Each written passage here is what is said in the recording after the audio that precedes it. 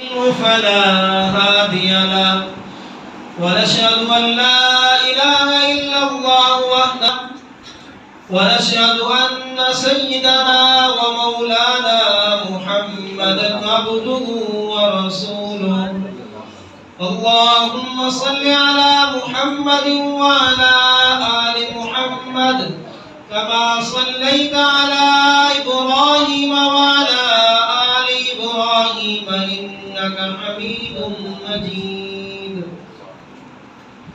اللهم بارك على محمد وعلى آل محمد كما باركت على إبراهيم وعلى آل إبراهيم إنك حميد مجيد أما بعد فأعوذ بالله من الشيطان الرجيم بسم الله الرحمن الرحيم شهر رمضان الذي أنزل فيه القرآن هدى للناس وبينات من الهدى والفرقان وقال الله تبارك وتعالى في مقام آخر بل هو قرآن مجيد في لوح محفوظ سبحان الله آمنت بالله صدق الله مولانا العظيم میرے واجب الاحترام معزز سامعین،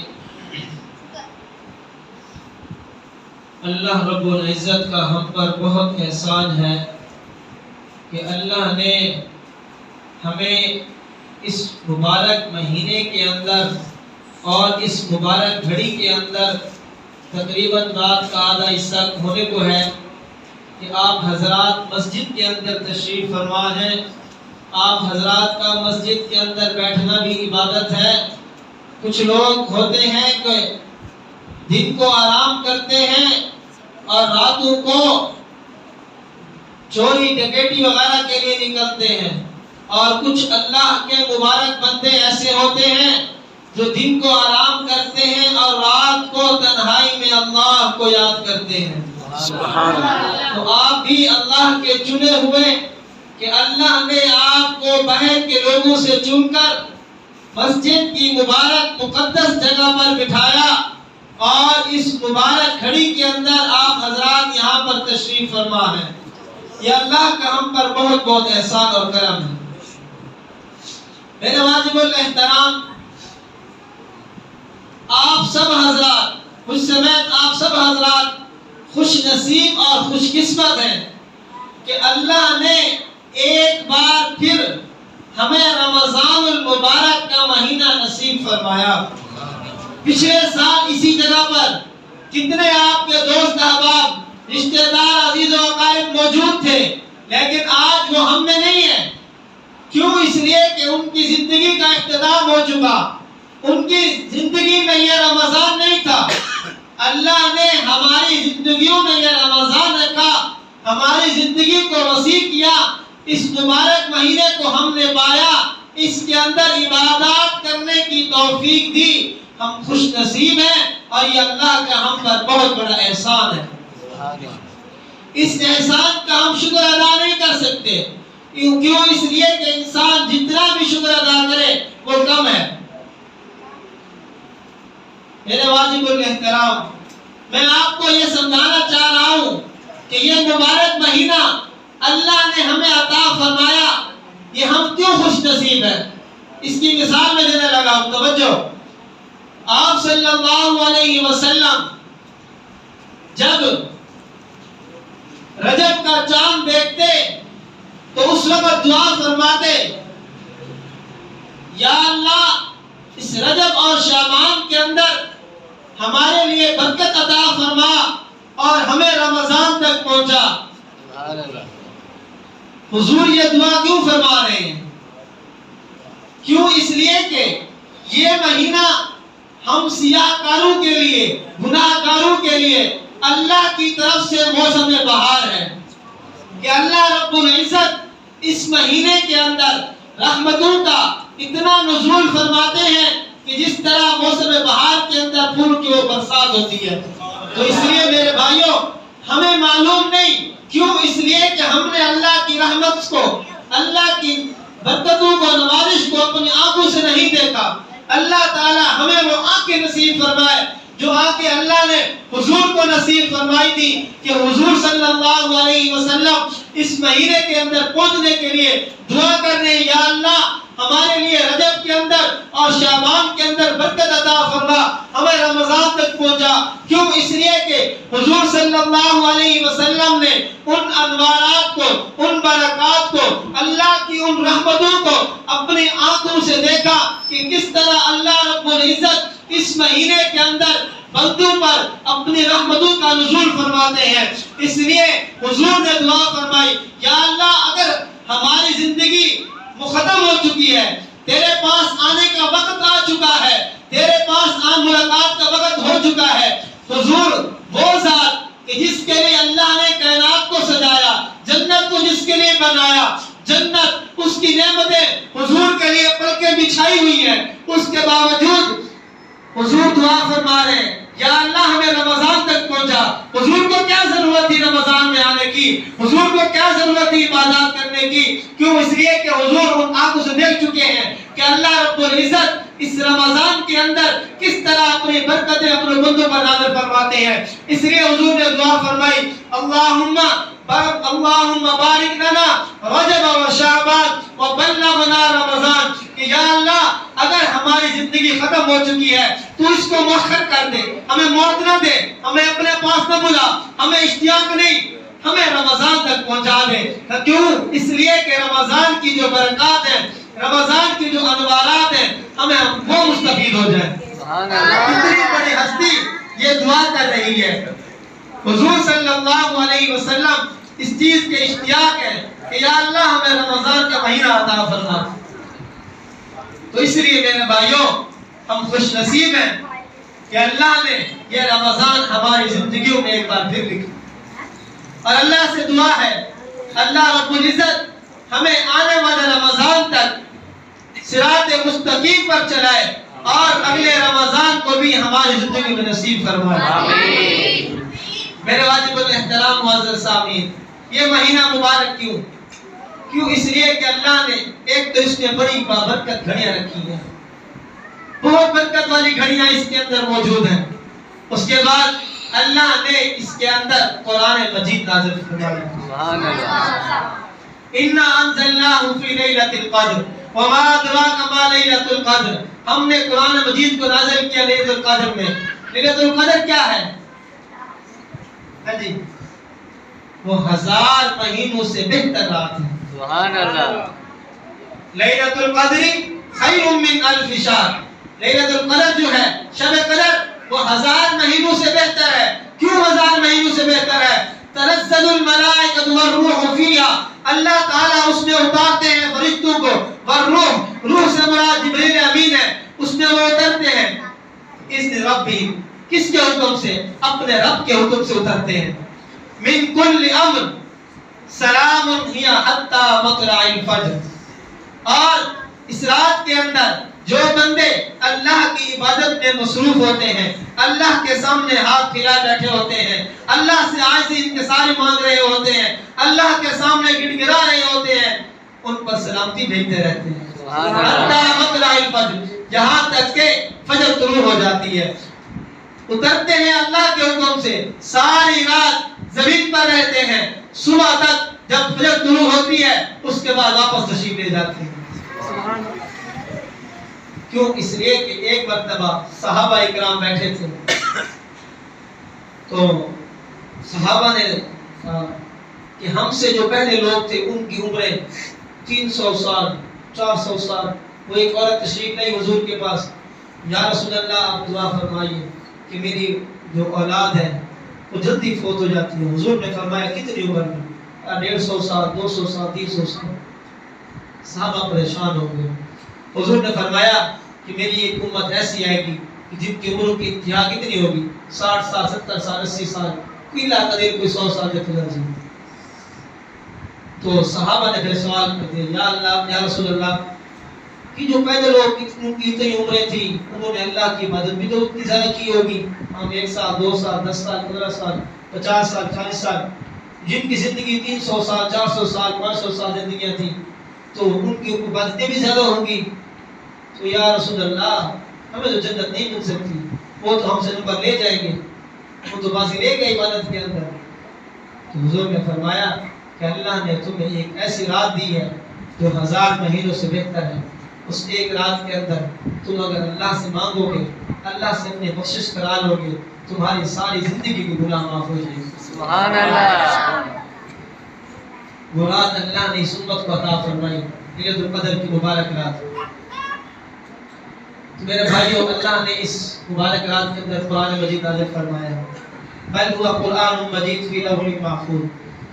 قرآن مجید تو ویسے حضور صلی اللہ علیہ وسلم پر 23 سال کے عرصے میں جیسے جیسے احکامات کی ضرورت پڑتی گئی, جہاں جہاں جو جو آیات کی ضرورت پڑتی گئی, اللہ رب العزت ویسے حضور پر اتارتے گئے. لیکن یہ کیا کہ اللہ نے قرآن کو لیلۃ القدر میں اتارا, حالانکہ قرآن تو 23 سال عرصے میں اترا. اللہ نے لوح محفوظ میں, لوح عرش سے لوح محفوظ کے اندر یک بارگی اتارا اور لیلۃ القدر کے اندر اتارا. اس سے مراد یہ ہے قرآن مجید ایسی مقدس کتاب کہ جیسا کہ حضور کی ایک حدیث ہے کہ اس کے ایک حرف پر انسان کو 10 نیکیاں ملتی ہیں. اور آپ لوگ بڑے مبارک ہیں کہ اللہ نے آپ کو یہ مبارک مہینہ عطا فرمایا.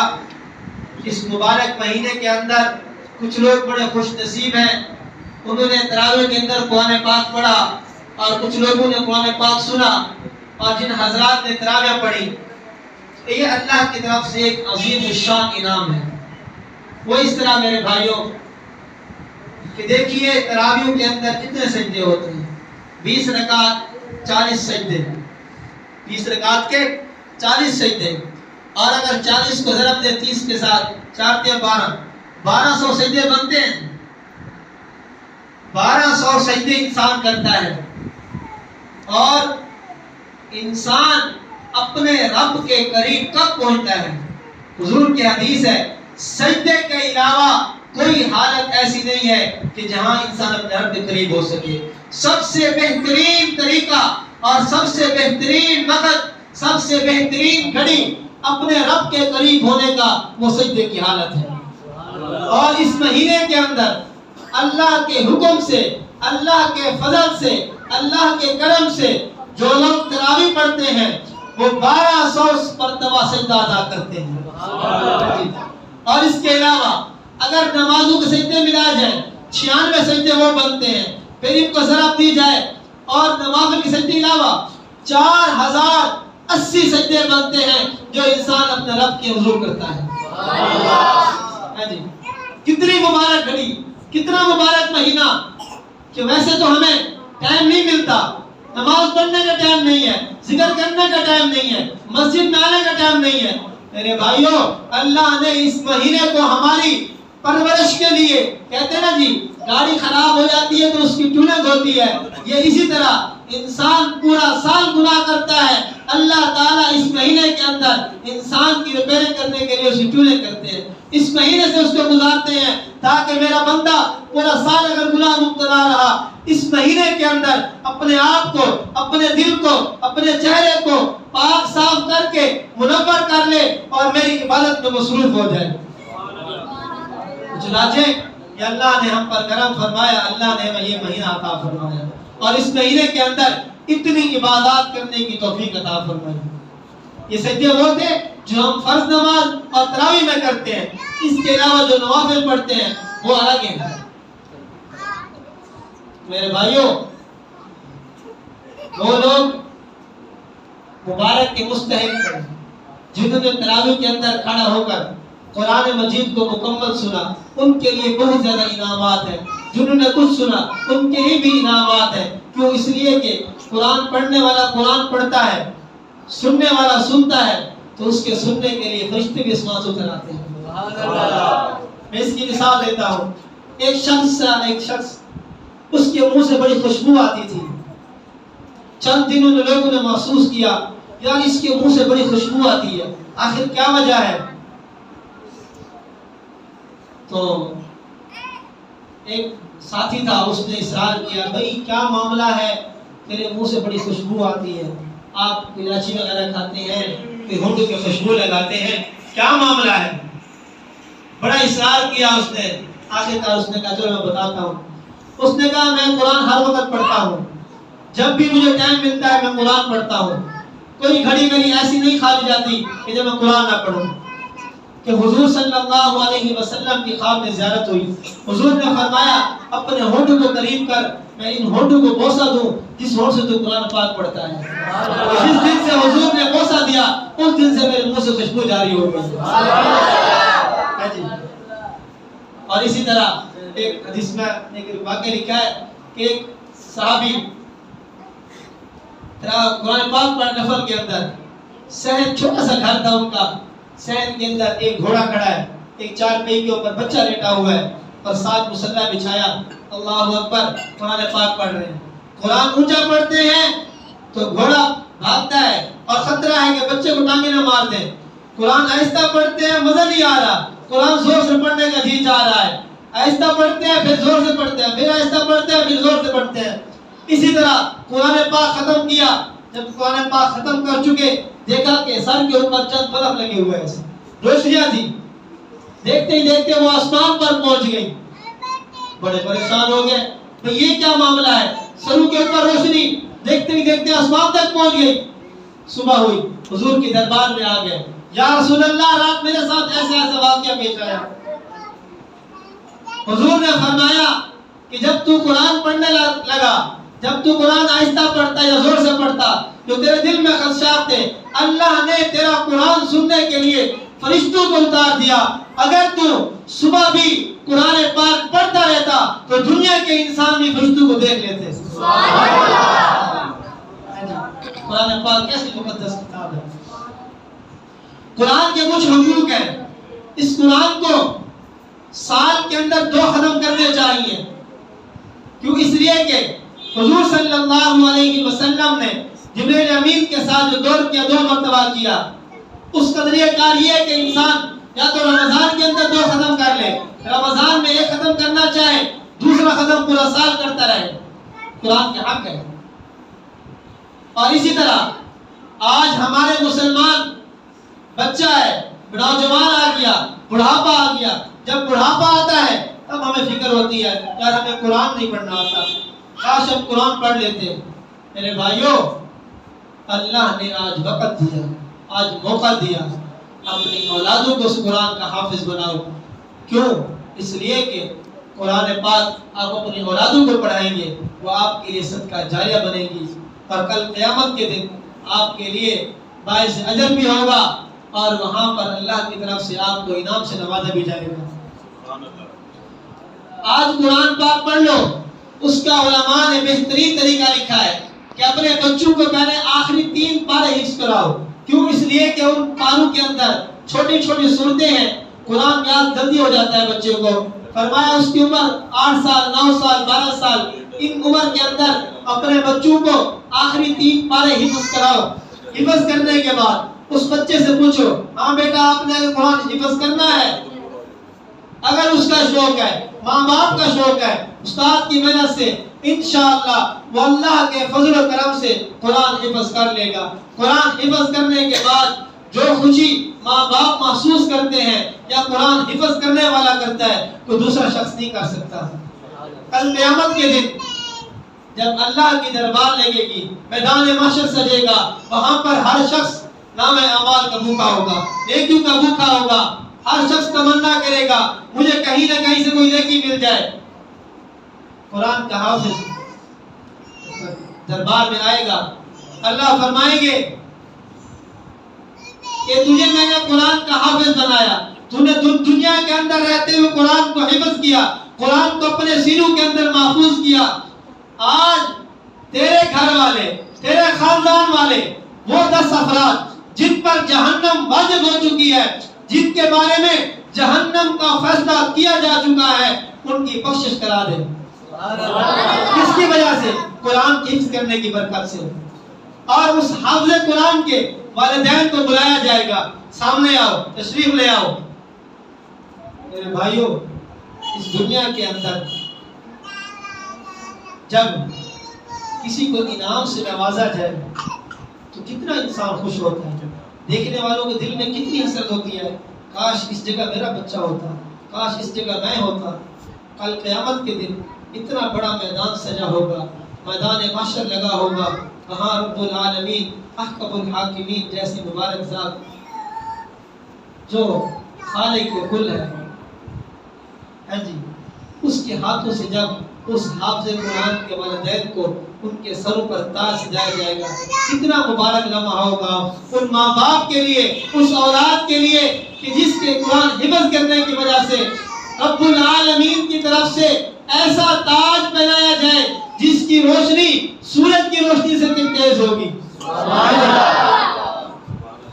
اس سے بڑھ کر انسان کے لیے کیا فضیلت ہو سکتی ہے.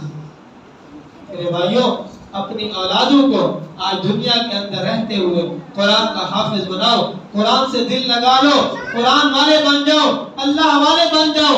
جب قرآن پڑھو گے میرے بھائیوں, انسان نماز پڑھے گا, نماز کے اندر قرآن کی ادائیگی ٹھیک کرے گا, اور نماز پڑھے گا تو نماز کے بارے میں کیا آتا ہے, ان الصلاۃ تنہی عن الفحشاء والمنکر, بے شک نماز انسان کو بے حیائی سے, برے کاموں سے روکتی ہے. آج دنیا کے اندر بہت سارے دوست احباب ایسے سوال پوچھتے ہیں, قاری صاحب, مفتی صاحب, ہم سے گناہ نہیں چھوٹتے, بڑی کوشش کی ہے, بڑی نمازیں پڑھی ہیں, بڑی اللہ سے دعائیں کر لی ہیں, ہم سے گناہ نہیں چھوٹتا. اپنی نمازوں کو درست کرو, قرآن کا فیصلہ غلط نہیں ہو سکتا. حضور کے پاس ایک آدمی آیا, یا رسول اللہ, مسلمان ہونے کے لیے تیار ہوں, اسلام لانے کے لیے تیار ہوں, دو شرط, میری ایک شرط ہے, چوری بھی نہیں چھوڑوں گا, اور دوسرا فرمایا ایک اور بھی چیز تھی ذہن میں نکل گئی, تو جھوٹ بھی نہیں. ہاں جی, جزاک اللہ جی, جھوٹ بھی بولوں گا, چوری بھی نہیں چھوڑوں گا, باقی یہ کہ سارے اعمال کروں گا. حضور نے فرمایا میری بھی ایک شرط ہے, تو نماز نہیں چھوڑے گا. انہوں نے کہا ٹھیک ہے. چند دن گزرے جی, نماز پڑھتا رہا, وہ اپنے کام کرتا رہا, چوری بھی کی, جھوٹ بھی بولا, لیکن اس کو دل نہیں کرتا تھا. جب نماز پڑھنے لگا نا, اس کے دل میں خیال آیا, یار میں مسلمان ہو گیا ہوں, اللہ کے سامنے سر جھکاتا ہوں, سجدہ کرتا ہوں, دل میں حیا آئی. کیوں؟ قرآن کا فیصلہ تھا, ان الصلاۃ تنہی عن الفحشاء والمنکر. چند دن کے بعد حضور کی خدمت میں آیا, یا رسول اللہ, میں نے جھوٹ بولنا چھوڑ دیا, ٹھیک ہے, چوری کروں گا, ٹھیک ہے جی, میری بھی وہی بات ہے, نماز نہیں چھوڑنی. چند دن گزرے, پھر تشریف لے آیا, یا رسول اللہ, اب چوری کرنے کے بھی دل نہیں کرتا. حضور نے فرمایا اللہ کا قرآن سچا ہے, سچی کتاب ہے, لا ریب فیہ, اس میں کوئی شک نہیں ہے. کیوں؟ اس لیے قرآن نے فرما دیا ان الصلاۃ تنہی عن الفحشاء والمنکر ولذکر اللہ اکبر واللہ یعلم ما تصنعون. بے شک نماز جو ہے انسان کو بے حیائی سے اور برے کاموں سے روکتی ہے. آج میں ان نوجوانوں کو کہنا چاہتا ہوں جو اکثر یہ سوال کرتے ہیں کہ جی ہم سے گناہ نہیں چھوٹتے, اپنی نمازوں کو درست کریں, اپنی نمازوں کے اندر خشوع خضوع پیدا کریں, اللہ کے سامنے ایسے کھڑے ہو, اللہ آپ کو دیکھ رہا ہے, ہم اللہ کو دیکھ رہے ہیں. اس طرح جب انسان کسی بڑے کے سامنے کھڑا ہوتا ہے, عاجزی کے ساتھ, انکساری کے ساتھ, اس کے اندر ایسی عاجزی انکساری ہو کہ اسے محسوس نہ ہو میں کہاں کھڑا ہوں, اپنی عبادت میں اتنا مصروف ہو, اتنا مگن ہو جائے کہ انسان کی خالق حقیقی سے جب بات کلام ہو رہی ہو تو انسان جب کہتے ہیں نا جی, جب عاشق اپنے معشوق سے بات کر رہا ہوتا ہے, اس دنیا جہان کو پتہ نہیں ہوتا, جب اللہ کے سامنے کھڑا ہوا کرو تو ایسے ہو جایا کرو میرے بھائیوں, گویا کہ آپ اپنے محبوب سے کلام ہم کلام ہو رہے ہیں اور تمہیں دنیا جہان میں کوئی خبر نہیں ہے. ہوگا یہ ہے ہماری مکھی بیٹھتی ہے, ہم خارج کرے ہوتے ہیں, کبھی کبھی سیدھے کرنے ہوتے ہیں. میرے بھائیوں, نماز پڑھنی ہے, خشوع خضوع پیدا کرو. خشوع خضوع جب پیدا ہوگا تب انسان کوئی نماز جو ہے انسان کو بے حیائی سے برے کاموں سے روکے گی. اس کے بعد میرے بھائیوں میں آپ کو آگے سناتا ہوں. دیکھیے دنیا کے اندر قرآن کریم مقدس کتاب ہے, اسی قرآن کے اندر یہ واقعات ہیں. ہاں, جب انسان قرآن پڑھتا ہے گویا کہ یہ اپنے محبوب کو دیکھنے کے برابر ہے, محبوب کی زیارت کے برابر ہے. یہ قرآن کس کا ہے؟ اللہ کا کلام ہے. باقی کتابیں اللہ کی کتابیں ہیں، قرآن مجید یہ اللہ کا کلام ہے۔ ہاں جی، اس کتاب کو فضل کیوں حاصل ہے؟ باقی آسمانی کتابیں وہ اللہ کی کتابیں ہیں، یہ آسمانی کتاب یہ اللہ کی کتاب نہیں، اللہ کا کلام ہے۔ ذالک الکتاب لا ریب فیہ، یہاں پر فرمایا اس کتاب میں شک نہیں ہے۔ یہ کیوں فرمایا؟ اس کتاب میں شک نہیں ہے، اور تو کہہ رہے اللہ کا کلام ہے۔ میرے بھائیوں، قرآن کی تعریف کیا ہے؟ القرآن هو المنزل من السماء، قرآن وہ جو آسمان سے نازل ہوا محمد الرسول اللہ صلی اللہ علیہ وسلم پر، المکتوب فی مصاحف، جو لکھا گیا صحیفوں کے اندر، یا جس کو لکھا صحابہ نے صحیفوں کے اندر، المنقول نقل عنہ متواتر بلا شبہہ، جس کے نقل کرنے میں جو آج تک صحابہ حضور سے لے کر صحابہ تک، صحابہ سے آج تک اس کے نقل کرنے میں کوئی شبہ نہیں ہے، اس کے نقل کرنے میں کوئی تردد نہیں ہے۔ اس قرآن کے اندر نہ آج تک تحریف ہوئی ہے، نہ آج تک کوئی تحریف کر سکتا ہے۔ یہ قرآن کی تعریف ہے۔ المکتوب فی المصاحف، صحابہ نے صحیفوں کے اندر قرآن کو لکھا۔ پہلا جملہ کیا تھا؟ المنزل من السماء، قرآن نازل ہو رہا ہے کس پر؟ آپ صلی اللہ علیہ وسلم پر نازل تو ہو رہا ہے۔ نازل ہونے کے اندر قرآن میں کیا آتا ہے؟ لو انزلنا هذا القرآن على جبل لرأيته خاشعا متصدعا من خشية الله، اگر ہم اس قرآن کو کسی پہاڑ پر نازل کرتے، وہ پہاڑ اس قرآن کے دبدبے کی وجہ سے، اس کے خوف و خشیت کی وجہ سے پھٹ جاتا، ریزہ ریزہ ہو جاتا۔ وَتِلْكَ الْأَمْثَالُ نَضْرِبُهَا لِلنَّاسِ لَعَلَّهُمْ يَتَفَكَّرُونَ، اسی طرح ہم لوگوں کے لیے مثالیں بیان کرتے ہیں تاکہ وہ غور و فکر کریں۔ جب پہاڑوں نے انکار کر دیا، کسی چیز نے قبول نہیں کیا، تو پھر انسان نے کیسے قبول کر لیا؟ ہاں جی، کبھی اس بارے میں سوچا ہے؟ اللہ نے فرمایا اگر اس قرآن کو میں پہاڑ پر نازل کرتا تو وہ ریزہ ریزہ ہو جاتا، تو پھر ہماری کیا مجال ہے؟ ہم پہاڑ سے زیادہ طاقتور ہیں۔ انسان کیا سے برداشت کرتا ہے؟ چھوٹی سی چیز بھی انسان تکلیف مبتلا ہو جاتا ہے، تو اتنا بڑا اللہ کا کلام کیسے سینے بٹھا لیتے ہیں؟ میرے بھائیوں، قرآن کا معجزہ ہے۔ اور دوسری بات قرآن میں آتا ہے کہ یہ قرآن جو ہے یہ شفا ہے، یہ قرآن شفا ہے۔ شفا کیوں ہے؟ اس لیے کہ میرے بھائیوں، اس قرآن کو اگر اللہ نازل کرتا پہاڑوں پر، وہ پھٹ جاتا، انسان نے قبول کیا، اس کے بعد آ رہا ہے قرآن شفا ہے۔ کیوں شفا ہے؟ اور چلیں صحابہ کے گھر پر، رسول اللہ کے گھر پر، ان سے جا کر پوچھتے ہیں، صحابہ سے جا کر پوچھتے ہیں، جب وحی نازل ہوتی تو حضور کی کیا کیفیت ہوتی؟ وحی کے دو اثرات تھے۔ ایک وحی کہ حضور فرماتے ہیں کہ میرے قریب سیٹی بجتی تھی، اس طرح گھنٹی بجتی ہے، تو میں غور کرتا تو مجھے قرآن کی آیات ملتی، میں اس کو یاد کرتا۔ دوسرا یہ تھا فرشتہ کسی انسان کی شکل میں آتا، میرے سامنے گفتگو کرتا، مجھ سے ہم کلام ہوتا، میں یاد کر لیتا۔ اما عائشہ فرماتی ہیں رضی اللہ تعالی عنہ، میں نے حضور سے پوچھ لیا یا رسول اللہ، دو کیفیتیں وحی کے نازل ہونے کی ہیں، مشکل کیفیت کون سی ہے، آسان کون سی ہے؟ حضور نے فرمایا جب فرشتہ کسی انسان کی شکل میں میرے سامنے آتا ہے اور وہ احون علیہ، یہ کیفیت آسان ہے، یہ کیفیت آسان ہے۔ فرشتہ کسی انسانی شکل میں میرے سامنے آیا، مجھ سے ہم کلام ہوا، مجھے قرآن سکھایا، میں نے قرآن سیکھا، یہ میرے لیے آسان مشکل نہیں ہے۔ ہاں، جب میرے قریب آواز آتی تھی میں غور کرتا، فرمایا حضور فرماتے ہیں کہ اس کے اندر آیات ہوتی۔ حضور نے سیدنا صدیق اکبر رضی اللہ تعالیٰ عنہ کو فرمایا، اے ابا بکر صدیق، اے ابو بکر صدیق، جب میرے اوپر سورۃ ہود نازل ہوئی، اس کے اندر ان کے عذاب کا ذکر ہوا، جنت کا ذکر ہوا، جہنم کا ذکر ہوا، عذاب کی وعید سنائی گئی۔ حضور فرماتے ہیں جب میرے کانوں کے قریب سیڑھی بجتی میں توجہ کرتا، مجھے قرآن کی آیات بتائی جاتی۔ فرماتے ہیں کہ میں اس طرح ہو جاتا کہ جس طرح انسان گرمی کے اندر پھٹ کر پسینے سے شرابور ہو جاتا ہے، میری کیفیت یہ ہوتی۔ جب میں وہیں سے فارغ ہوتا تو میرے پسینے کپڑے جو ہیں پسینے سے سیاہ بھیگ جاتے تھے، اتنی وزنی تھی کیفیت. اور حضور نے فرمایا یہ کیفیت میرے لیے بہت مشکل تھی. آج ہم کہتے ہیں قرآن ہمارے لیے شفا ہے. میرے بھائیوں، میرے اور آپ کے آقا نبی کریم صلی اللہ علیہ وسلم نے اپنا سینہ جلایا ہے، اس قرآن کو ہمارے لیے شفا بنا کر بھیجا ہے.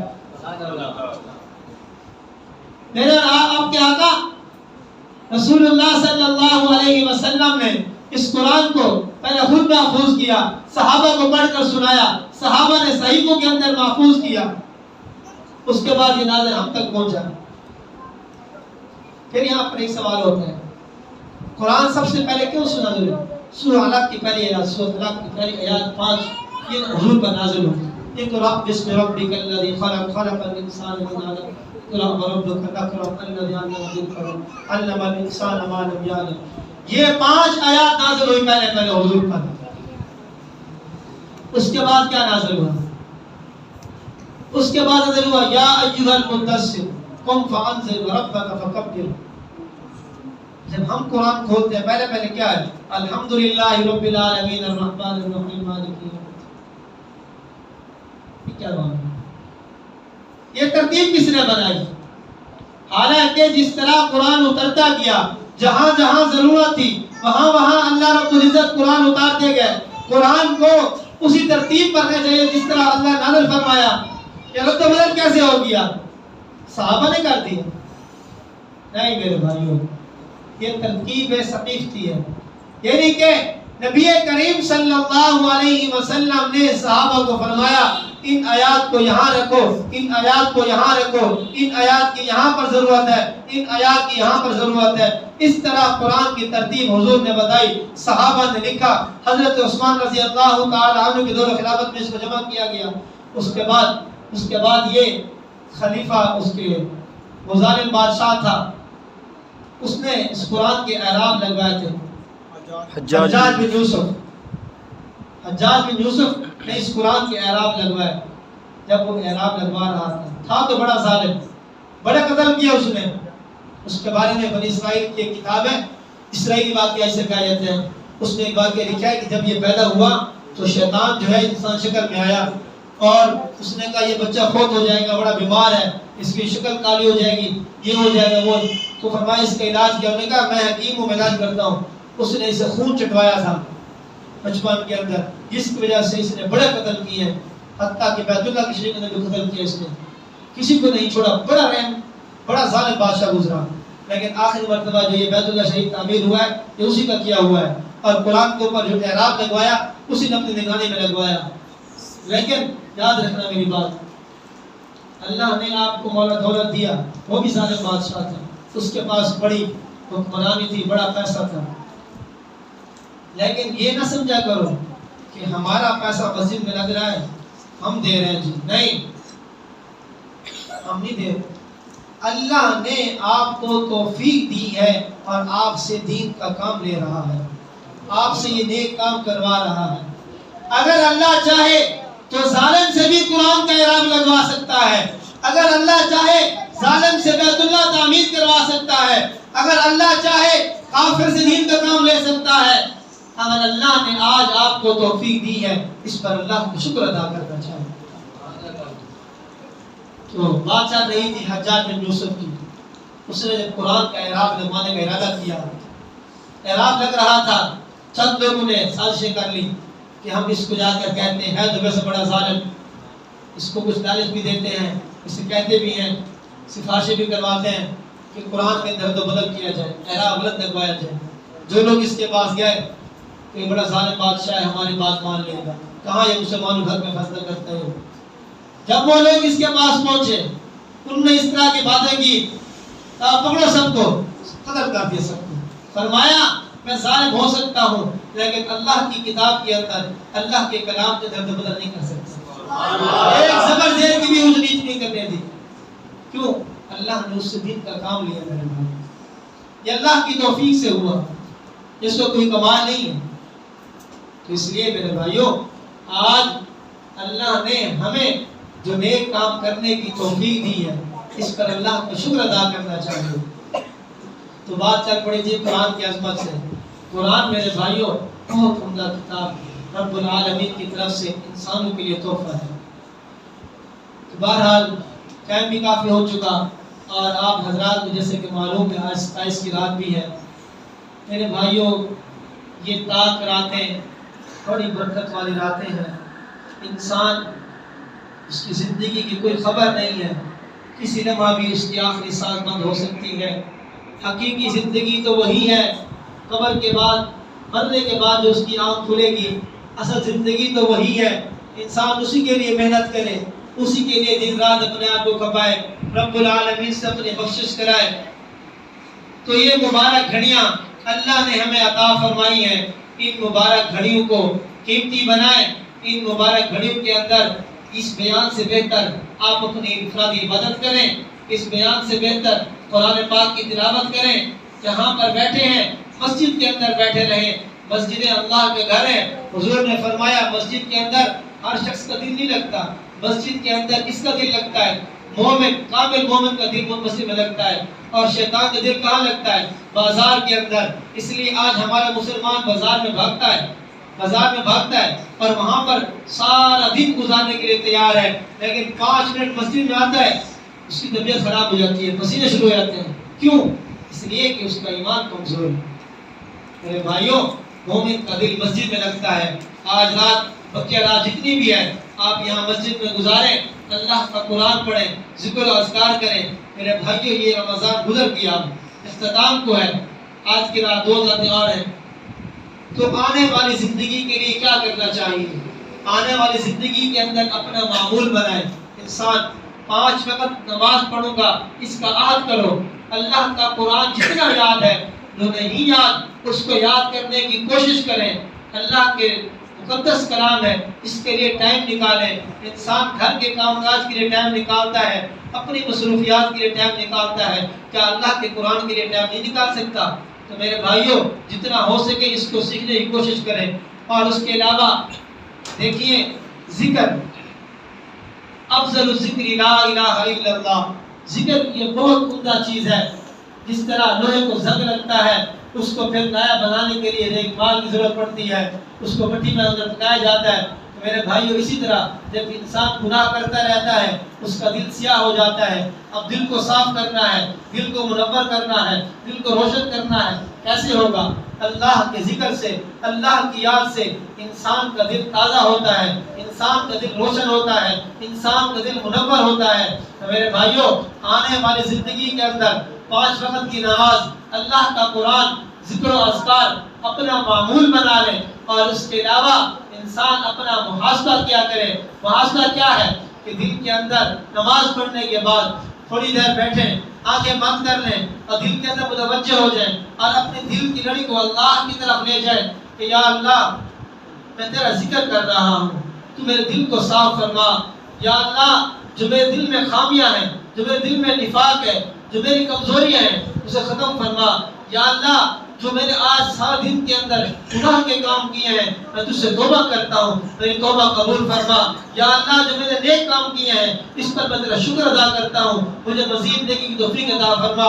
ہر نماز کے بعد نہیں تو کم از کم رات کو سوتے وقت انسان ایمان پکڑ کر 5 منٹ یہ محاسبہ کر لے. انشاءاللہ گناہوں سے بچ جائے گا اور نیکی کی طرف بڑھ جائے گا اور نیکیوں کی اللہ تعالیٰ توفیق بھی دیں گے. اور انسان کی خود کوشش بھی ہوگی کہ آج سارے دن کے اندر اگر کل مجھ سے 2 گناہ ہوئے ہیں، رات کو اگر محاسبہ کیا ہے تو کل 1 گناہ کرے گا، کوشش کرے گا 1 گناہ بھی نہ ہو. اس طرح اس کی زندگی گناہوں سے پاک ہو جائے گی، اس کی زندگی بڑی مبارک بن جائے گی. میرے بھائی دنیا میں آنے کا مقصد بھی یہی ہے کہ ہم دنیا میں آئے ہیں اللہ کو راضی کر لیں، اللہ کے بن جائیں، اللہ والے بن جائیں. جب دنیا سے جائیں ہمارے لیے کوئی مسئلہ نہ ہو. جب دنیا سے جائیں ہماری آخرت کا سفر یہ بہت لمبا سفر ہے. دیکھیے دنیا کے اندر انسان یہاں سے جاتا ہے اسلام آباد ٹور کے لیے، جی 1 ہفتے کے لیے جا رہے ہیں. سامان بھی 2-3 نئے سوٹ، شیمپو، جرابیں، جوتے اور یہ شرٹ، جی یہ چیزیں جو بھی مصروفیات، کیمرے لے لیا، ہر چیز انسان کتنے دن کے لیے جا رہا ہے؟ 1 ہفتے کے لیے جا رہے ہیں، اس کے لیے کتنی تیاری ہوتی ہے؟ 2 ہفتے پہلے تیاری، 3 ہفتے پہلے تیاری ہوتی ہے، جی ہم نے یہاں جانا ہے، وہاں پر یہ ماحول ہوگا، ہم یہاں دعا لگائیں گے، ہم یہ چیزیں پہنیں گے، یہ چیزیں کھائیں گے، کتنی انسان محنت کرتا ہے۔ میرے بھائی یہ دنیا کی زندگی عارضی ہے، اصل سفر کیا ہے؟ آخرت کا سفر ہے، وہاں سے واپسی بھی نہیں ہے، تو اس کے لیے ہم کیا اکٹھا کر رہے ہیں جی؟ اس کے لیے ہماری کیا تیاری ہے؟ اس کے لیے ہم نے کتنے نیک اعمال کر رکھے ہیں؟ کوئی شخص یہ کہہ سکتا ہے کہ اللہ کو میں حساب دینے کے لیے تیار ہوں؟ کوئی بھی نہیں کہہ سکتا۔ ہر انسان اپنی گربان میں جا کے کتنے وہ نیک کام کرتا ہے، کتنے وہ برے کام کرتا ہے، کتنے وہ دین کی غیبتیں کرتا ہے، کتنے وہ لوگوں کی چغلیاں بیان کرتا ہے، کتنے وہ اللہ کا ذکر کرتا ہے۔ آج ہماری کوئی محفل غیبت سے خالی نہیں ہے، آج ہماری کوئی زبان چغلی سے خالی نہیں ہے۔ ہمارے گھروں کے اندر عورتیں بڑی لمبی دراز زبان کرتی ہیں، فلاں عورت ایسی ہے، فلاں مرد ایسا ہے، فلاں عورت ایسی ہے۔ بھئی آپ کو کیا کسی کی زندگی سے؟ حضور نے فرمایا الغیبت اشد من الزنا، زنا ہمارے نزدیک کتنا بڑا گناہ ہے۔ ہم سمجھتے ہیں زنا سے بڑا کوئی گناہ نہیں ہے، لیکن حضور نے فرمایا زنا سے بڑا گناہ غیبت کرنا کسی شخص کی۔ اس لیے میرے بھائیوں خود بھی اس سے بچیں، اپنی عورتوں کو بچائیں۔ جب حضور صلی اللہ علیہ وسلم معراج پر تشریف لے گئے، جب حضور کو جہنم دکھائی گئی تو وہاں پر اکثریت عورتوں کی تھی۔ پھر صحابہ نے پوچھا یا رسول اللہ کیا وجہ؟ حضور نے فرمایا چند نشانے بیان کیے، کچھ بیان کرتا ہوں۔ پہلے یہ کہ عورت جو ہے اپنے کھلے بال رکھتی ہے، یہ جہنمی عورتوں کی نشانی ہے۔ بالوں کو کھلے رکھنا، دوپٹہ نہ پہننا، یہ جہنمی عورت کی نشانی ہے۔ اسی طرح چغل خور، فرمایا حضور نے فرمایا عورت اپنی زبان دراز کرتی ہے، چغل خوری کرتی ہے، خاوند کے حقوق کا خیال نہیں کرتی۔ اور اسی طرح خاوند کو بھی چاہیے کہ عورت کے حقوق ہے ان کا بھی خیال رکھے۔ میرے بھائیوں اپنی عورتوں کو نماز کا پابند بنائیں، اپنے گھروں کے اندر دین کو پیدا کریں۔ دین کس طرح پیدا ہوگا؟ پہلے آپ خود ٹھیک ہوں، پہلے آپ خود نمازی بنیں، پہلے آپ اپنی زندگی کے اندر دین لے آئیں، اس کے بعد اپنے گھر کی طرف متوجہ ہوں کہ میرے گھر میں 6 افراد ہیں، کتنے افراد نماز پڑھتے ہیں، کتنے افراد نماز نہیں پڑھتے، کتنے افراد جو گانے فلمیں دیکھتے ہیں، کتنے افراد جو نہیں دیکھتے ان کو سمجھایا جائے، انہیں کہیں بھائی آپ سمجھائیں، اگر آپ بڑے ہیں آپ کی بات مانتے ہیں وہ آپ خود سمجھائیں۔ قرآن گھر میں پڑھنے کی کوشش کریں، روزانہ فجر کی نماز کے لیے سب کو جگائیں، نماز کے بعد سب کو کہیں بھائی سارے گھر والے 5 منٹ 10 منٹ 15 منٹ اللہ کا قرآن اٹھاؤ اور گھر میں تلاوت کرو۔ پھر دیکھو گھر میں کیسے برتن نازل نہیں ہوتی، پھر دیکھو رزق میں برتن کیسے نازل نہیں ہوتی۔ آج ہم پریشان ہیں، ہمارے رزق برتن نہیں ہیں، ہمارے گھر میں یہ پریشانی ہے، ہمارے گھر میں یہ تکلیف ہے، فلاں بیمار ہے، فلاں شخص یہ ہے، فلاں شخص یہ ہے۔ بھائی مسائل یہی ہیں، ہم نے قرآن کو چھوڑ دیا، نماز کو چھوڑ دیا، دین کو چھوڑ دیا، شیطان سے یاری لگا رکھی ہے۔ اس مہینے کے اندر مجھے بتاؤ اللہ تعالیٰ شیطان کو قید کر دیتا ہے، لیکن آج آپ جا کے دیکھ لو ابھی بھی وسیع چل رہے ہیں، ابھی بھی فلمیں لگی ہوئی ہیں، گانے چل رہے ہیں، رمضان کا احترام بھی نہیں ہے۔ میں سمجھتا ہوں کہ دیکھیے آج اس معاشرے کے اندر کچھ گھرانے ایسے ہوتے ہیں جنہیں پتہ بھی نہیں ہوتا رمضان کب آیا کب چلا گیا۔ وہ بدبخت ہیں وہ لوگ جنہیں رمضان کی قیمت کا پتہ نہیں ہے۔ میرے بھائیوں وہ لوگ خوش نصیب ہیں جنہیں رمضان کی آمد کی خبر ہوتی ہے، رمضان کے اندر نیک کام کرتے ہیں، رمضان کے اندر گناہوں سے بچتے ہیں، وہ بڑے خوش نصیب ہیں وہ لوگ، وہ گھرانے خوش نصیب ہیں۔ لیکن آپ حضرات خود کوشش کریں، اگر آپ کا ہمسایہ خراب ہے، آپ کے ہمسایہ کے اندر یہ بری عادات پائی جاتی ہیں، انہیں ٹھیک کرنے کی کوشش کریں۔ حضور نے فرمایا المؤمن مرآۃ المؤمن، مومن مومن کے لیے شیشہ ہے۔ جس طرح آئینہ سامنے لگا ہوا ہو، انسان جب اس میں شکل دیکھتا ہے تو وہ بتاتا ہے کہ بھئی تیرے یہاں پر داغ ہے، یہاں پر یہ چیز لگی ہوئی ہے، یہاں یہ خرابی ہے، اس کو ٹھیک کر لے۔ فرمایا مومن مومن کے لیے آئینہ ہے، شیشہ ہے۔ اب ایک شخص کی نماز خراب ہے، ایک شخص چغل خور ہے، آپ کو معلوم ہے، کسی اور کو معلوم نہیں ہے، اس کو سمجھائیں۔ سمجھانا کس طرح ہے؟ المؤمن مرآۃ المؤمن، سب کے سامنے نہیں، او بھائی تو جگل خور ہے، تو جوا کھیلتا ہے، تو ادھر یہ کام کر وہ کام کرتا ہے، نہیں بھائی، تنہائی میں پیار سے محبت سے اس کی خدمت کریں، اس کو اپنا بنا کے اسے اس کی بھلائی کے لیے۔ بھائی یہ اچھی عادت نہیں ہے، ہمارے نبی نے منع فرمایا، یہ کام ہمیں نہیں کرنا چاہیے۔ اب نماز پڑھا کریں، قرآن پڑھا کریں، یہ کام نہ کیا کریں۔ دیکھیے اب اپنی زبان کو خراب کرتے ہیں. کسی کی غیبت کرنا، حضور نے فرمایا کہ کوئی شخص یہ گوارا نہیں کرے گا کہ اپنے سگے بھائی کا کچا گوشت کھائے. فرمایا غیبت کرنے والا شخص ایسے ہے جیسے اپنے سگے بھائی کا کچا گوشت کھا رہا ہے. فرمایا تم یہ پسند کرو گے؟ نہیں کرو گے. اس لیے میرے بھائی آپ یہ عادت چھوڑ دیں، پیار سے سمجھایا جائے، اس کی بے حرمتی بھی نہ کی جائے، اس کے دل کی ساری بھی نہ کی جائے. دل میں یہ سمجھے ہاں تو بڑے تبلیغی آ گیا جی، تو ہمیں تبلیغ کر رہا ہے، اپنا پتہ نہیں ہے. نہیں بھائی، ہم خیر نہیں جانتے. اگر کوئی شخص آپ کو سمجھا رہا ہے، کوئی شخص آپ کو دین کی بات بتا رہا ہے، اللہ کی توفیق سے کر رہا ہے، اور اللہ کا شاید یہی منشا ہے کہ اس کے ذریعے آپ کو دین کی بات معلوم ہو، اور آپ کو بھی چاہیے کہ اس کی بات کو پیار سے، ادب سے، احترام سے سنیں اور اس پر عمل کریں. اگر وہ نیک بات کہہ رہا ہے، آپ کے فائدے کے لیے کہہ رہا ہے، آپ نیک بن جائیں گے. کل کو آپ کسی اور کو دیکھیں گے، آپ دوسرے کو سمجھائیں گے تو میرے بھائیوں دنیا کا نظام سدھر جائے گا. تو میں بات کر رہا تھا اپنے آنے والی زندگی، 5 وقت کی نماز خود بھی اہتمام کریں، گھروں کے اندر اہتمام کریں. قرآن کی تلاوت کا خود بھی اہتمام کریں، گھروں کے اندر بھی اہتمام کریں. رمضان میں نہیں، رمضان کے علاوہ پورا سال بھی اس چیز اہتمام کریں. اور اسی طرح تھوڑی دیر کے لیے اللہ کا ذکر تنہائی میں بیٹھ کر اللہ کو یاد کریں. دیکھنا دل میں کتنا سکون ملے گا، دل کیسے منور ہو جائیں گے. پھر دیکھنا عبادات کرنے میں مزہ آئے گا، لطف آئے گا. یہ دل کرے گا یا ساری رات عبادت کرتا رہوں، ساری رات اللہ کا ذکر کرتا رہوں. اس کی زبان پہ مٹھاس ہوگی، دل کے اندر مٹھاس ہوگی. اور اسی طرح میرے بھائیوں اللہ سے دعا کرتے رہا کریں، یا اللہ ہمیں نیک کام کی توفیق نصیب فرما، برے کاموں سے بچا.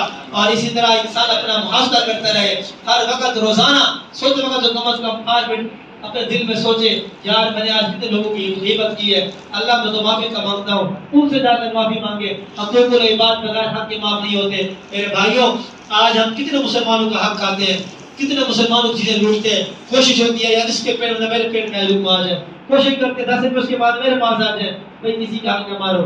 آج دنیا میں مار رہے ہو، کل آخرت میں دینا پڑے گا. ایسے بات آتے ہیں ایک شخص اس حال میں آئے گا کہ اس کے نیکیوں کے پہاڑ ہوں گے، دیکھتے ہی دیکھتے اس کے نیکیوں کے پہاڑ گناہوں میں بدل جائیں گے. وہ پریشان ہو جائے گا، یا اللہ یہ کیا میں نے اتنے نیک اعمال کیے. تو سب دیکھا جائے گا، نام اعمال کھل جائے گا، لوگوں کے حقوق کتنے کھائے ہوں گے. اللہ تعالیٰ اپنے حق کو معاف کر دے گا، لیکن حقوق العباد بندہ جب تک معاف نہ کرے معاف نہیں ہوتے. تو اس لیے میرے بھائیوں حقوق العباد کا خاص خیال رکھا جائے. بہت گناہ ہے، بہت گناہ ہے حقوق العباد کا. حقوق العباد میں کیا ہے؟ بیوی کے حقوق ہیں، اسی طرح بیوی کے ذمہ شوہر کے حقوق ہیں، اولاد کے حقوق ہیں. اولاد کو نیک بنائیں، اولاد کو غلط کاموں پر نہ چلائیں، اولاد کے لیے اچھا سوچیں. ہر ماں باپ سوچتے تو یہ اچھا ہی ہے، لیکن اولاد ہی نکار نکلتی ہے. کوشش کریں انہیں قرآن کا حافظ بنائیں، آپ کی صدقہ جاریہ بنے گی، اور آنے والا نسل جو ہے وہ بھی قرآن کے حافظ بن جائے گی. تو آپ صدقہ بنے گا دین کی طرف. تو میرے بھائیوں خود بھی نماز کی طرف آئیں، اپنی اولاد کو لے کر آئیں، ان کو نماز سکھائیں. نماز نہیں آتی سیکھ لیں. ہم آج شرم کرتے ہیں سیکھنے کے اندر، یار کس طرح قاسم سے پوچھے ہم تو بوڑھے ہو گئے ہیں. بھائی کل قیامت کی جہنم جب جلو گے وہاں پر قاسم کے سامنے جلو گے. بھئی اگر آپ نماز ٹھیک کر لو گے، علماء کس لیے ہیں؟ مفتیان کرام کس لیے ہیں؟ یہ مدارس کیوں بنا رہے ہیں علماء؟ ہر سال سینکڑوں علماء فارغ ہو رہے ہیں. کس لیے فارغ ہو رہے ہیں؟ آپ لوگوں کی ضروریات کے لیے، کہ لوگوں تک علم پہنچائے، لوگوں تک دین پہنچائے. کچھ مسائل ہم پہنچاتے ہیں، کچھ مسائل ہمیں نہیں معلوم. آپ خود پوچھیں، ہم سے سوال کریں جسے ہمیں یہ مسئلہ درکار ہے، ہمیں یہ مسئلہ پریشان کر رہا ہے، ہماری نماز سن لیں، ہمیں قرآن پڑھنا ہے، ہمیں قرآن سکھا دیں. آپ ٹائم نکالیں، انشاءاللہ اللہ تعالیٰ ہمیں بھی توفیق دے گا. اگر ہمیں توفیق ملے آپ سے جتنا ہو سکے گا ہم تعاون کریں گے، اس طرح ہماری زندگی بن جائے گی. میرے بھائیو یہ دنیا فانی ہے، دنیا کچھ بھی نہیں ہے، یہاں پر کچھ بھی نہیں رکھا، یہ سب کچھ فنا ہو جائے گا. حقیقی زندگی آخرت کی زندگی ہے. دنیا کے اندر انسان جتنا پیسہ کما لے، جتنی رشتہ داریاں بنا لے، جتنے تعلقات رکھ لے، کوئی کسی کام نہیں آئے گا. ہاں اللہ سے یاری لگاؤ، اللہ سے دل لگاؤ، یہ تعلق قائم آئے گا. یہ تعلق انسان کا قبر میں بھی کام آئے گا. قرآن سے تعلق بناؤ قبر میں کام آئے گا. ذکر اللہ سے تعلق بناؤ قبر میں کام آئے گا، آخرت میں کام آئے گا، حشر میں کام آئے گا. آپ سے گزارش کرنی ہے کہ جن ساتھیوں کی داڑیاں نہیں ہیں خدا کے واسطے داڑیاں کرو. کیوں؟ کل قیامت کے دن حضور کے سامنے کس منہ سے جائیں گے؟ ہم حضور کے امتی ہیں اور ہمیں لقب ملا ہے کہ ہم حضور کے امتی ہیں، اشرف المخلوقات میں سے ہیں. میرے بھائیوں کل قیامت کے دن حضور ہمیں کیسے پہچانیں گے کہ یہ میرا امتی ہے؟ بتاؤ کیسے پہچانیں گے حضور ہمیں؟ یہ داڑیوں سے پہچانیں گے کہ میرا امتی آ رہا ہے. نمازی ہوگا، سجدے کے اعضاء پیشانی چمک رہی ہوگی، حضور فرمائیں گے میرا امتی آ رہا ہے. اس وقت حضور کی سفارش بھی ہوگی، شفاعت بھی نصیب ہوگی، اور حضور اپنے ہاتھوں سے ہمیں کوثر بھی پلائیں گے۔ تو اس لیے میرے بھائیوں، اپنے باطن کی بھی اصلاح کرو، اپنے ظاہر کی بھی اصلاح کرو۔ دیکھیے انسان ظاہر کا مکلف ہے، اپنے ظاہر کو ٹھیک کرو، اپنے آپ کی عبادت میں لگاؤ، اللہ تعالیٰ باطن کی صفائی کر دیں گے۔ خود کوشش بھی کرو نیک اعمال کرنے کی، اللہ تعالیٰ عمل کی توفیق عطا فرمائے۔ بس میرے بھائی دعا کر لو۔